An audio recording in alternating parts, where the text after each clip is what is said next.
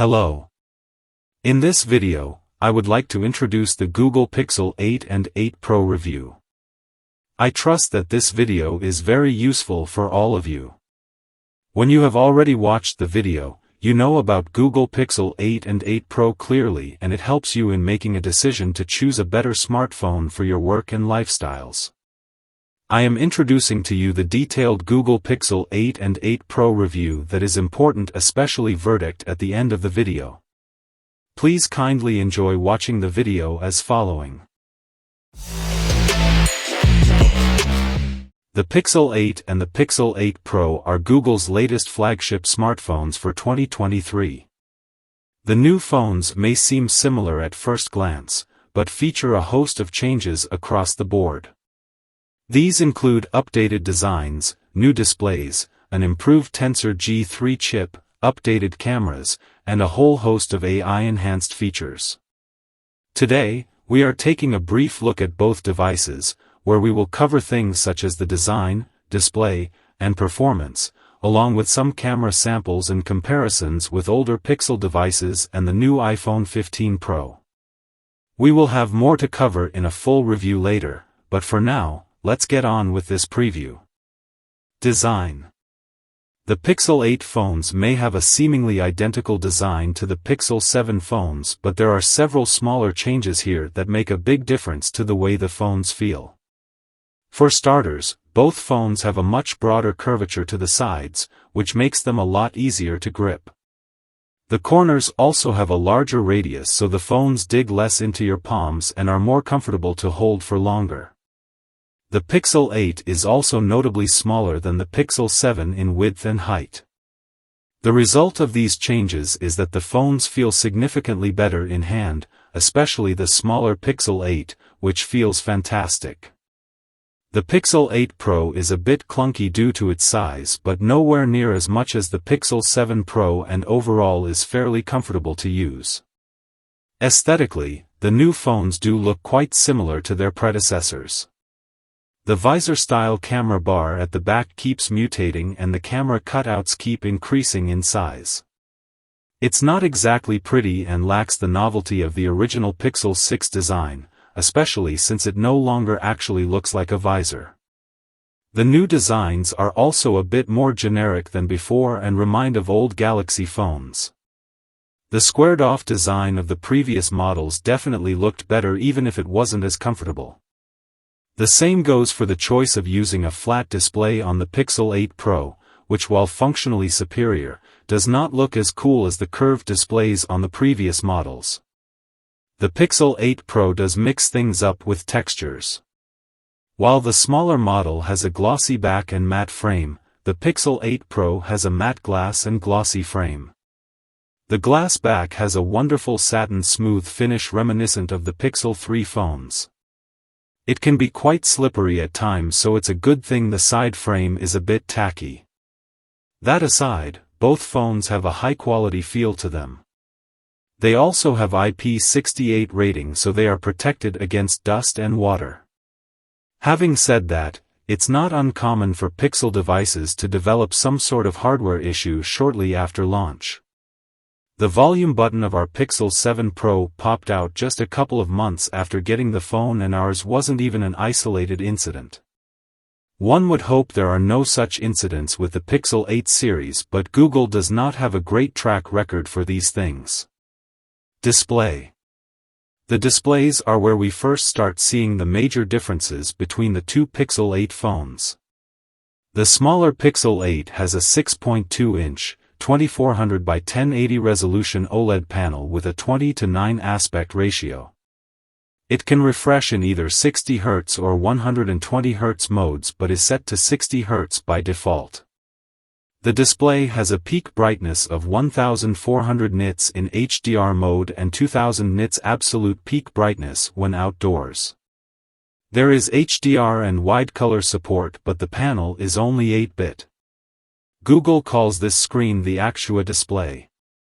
The Pixel 8 Pro has a 6.7-inch, 2992 by 1344 resolution OLED panel with a 20:9 aspect ratio.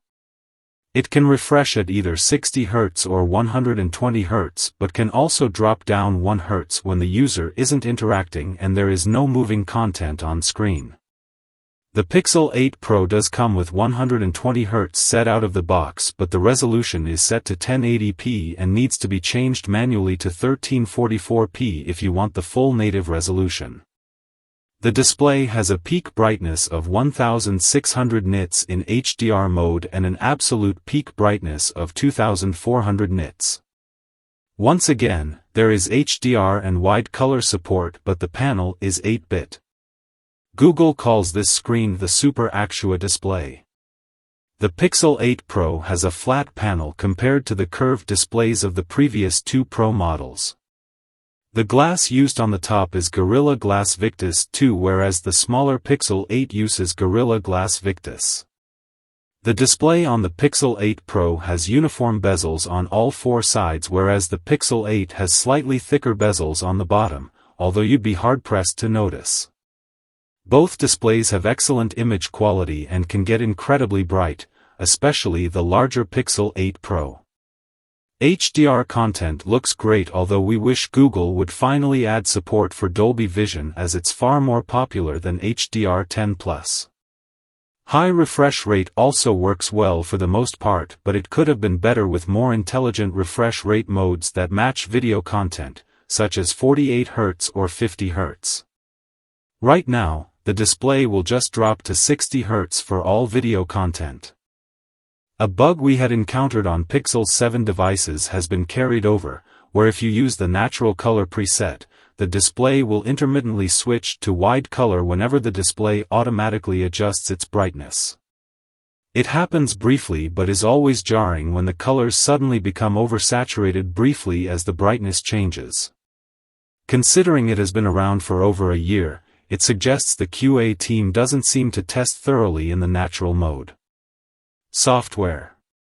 The Pixel 8 and the Pixel 8 Pro ship with Android 14 out of the box with Google's exclusive suite of software features that it reserves for the Pixel devices. The focus this year is unsurprisingly on AI, with most apps getting at least some level of AI enhancement. Google Photos gets most of the new AI-assisted trickery. The new Audio Magic Eraser feature can automatically remove background noise from your videos while maintaining focus on the subject. That sounds pretty cool. But then there is the new Magic Editor, which not only lets you remove background distractions but also move entire subjects around the frame, swap backgrounds, and change the lighting. The final result can look essentially nothing like the original picture, should you so wish. The Best Take feature goes even further. Take a burst of a group of people, and should you not like someone's expression, you can swap their entire face or head with one of your liking. Reality can literally be whatever you want. We could sit here and argue all day about what even is the point of taking candid photos in the moment or visiting specific places at a specific time anymore if you can just change them to whatever you want later with AI-generated versions, but perhaps that's a discussion for another day.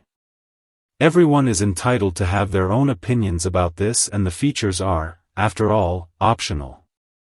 It's worth noting that features like Magic Editor first require you to back up the image to the Google Photos cloud before they work. Also, the new Magic Eraser feature works better on larger distractions and more complex structures, but only on the Pixel 8 Pro. Google also announced 2 more features for the Pixel 8 series that will be arriving later. One is Video Boost, which uploads your videos to the cloud and processes them further for even greater dynamic range and detail. We can't test this now, but the company did compare it against the video from the iPhone 15 Pro Max during the keynote, where the Pixel 8 Pro Video Boost video looked a lot better. Then again, it's hardly fair to compare a locally processed video against one cooked overnight on the cloud and not really the slam dunk Google thinks it is. The other feature is Assistant with Bard. This is simply Google integrating its AI chatbot with Assistant that works in a way where it can combine data from multiple Google apps on the device to provide relevant results for your queries. This is also something that we cannot test for now. Performance. The Pixel 8 devices run on the new Google Tensor G3 chip, which is based on Samsung's 4nm manufacturing process. It features a nonacore design with 1x3.0 GHz Cortex-X3, 4x2.45 GHz Cortex-A715, and 4x2.15 GHz Cortex-A510. The GPU is an Immortalis G715MP10. The Pixel 8 comes with 8GB of LPDDR5X memory and the Pixel 8 Pro comes with 12GB of LPDDR5X, with no further variants. For storage, you get a choice of 128GB, 256GB, 512GB, and 1TB UFS 3.1 on the Pixel 8 Pro and only 128GB and 256GB on the Pixel 8. However, the storage options depend on the region.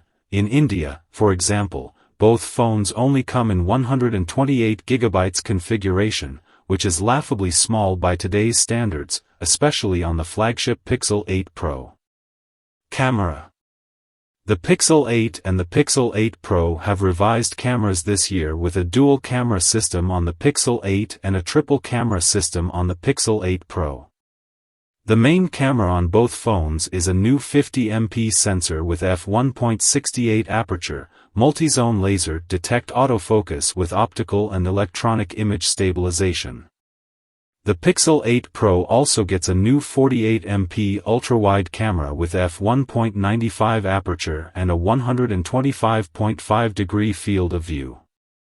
The Pixel 8, however, seemingly borrows the ultra-wide camera from last year's Pixel 7 Pro, with 12MP resolution and f2.2 aperture. The Pixel 8 Pro also gets an updated 48MP 5x telephoto camera. It's unclear if it's the same sensor as on the Pixel 7 Pro, but the new phone does get a brighter f2.8 aperture and a slightly wider 21.8-degree field of view. Both new phones also get an updated 10.5MP front camera with f2.2 aperture. Only the Pro model gets autofocus.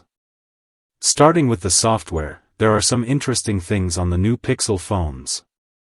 The new camera app now houses the settings on the bottom and can be accessed by swiping up instead of down. The app is also split into dedicated photo and video modes, with each having its own sub-modes. Verdict. We are still in the process of testing the Pixel 8 phones and there will be more to come later. For now, we have mixed feelings about these devices.